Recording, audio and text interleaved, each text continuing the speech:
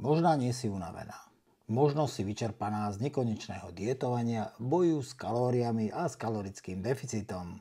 Možno máš ten pocit, že musíš držať kalorický deficit, dokedy nedostaneš svoju ideálnu váhu. A popri tom tvoje telo už ti dáva jasné signály, že potrebuje pauzu od diety. Možno sa budíš nad ránom a nevieš zaspať. Spíš 8 hodín a aj tak sa budíš dolámaná.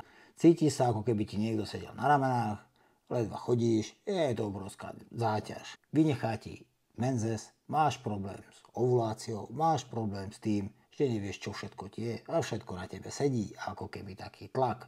Jediné, na čo myslíš celý deň, je jedlo alebo čo by si zjedla. Myslíš si, že toto je tá správna cena, alebo toto musíš zaplatiť za to, aby si schudla. Ak sa v tomto nachádzaš, tak je čas zaradiť pauzu, 5 až 10 dní trochu voľna, aby si tvoje telo oddychlo, nazbierala si sily a vedela pokračovať v tom, čo chceš dosiahnuť. Čau.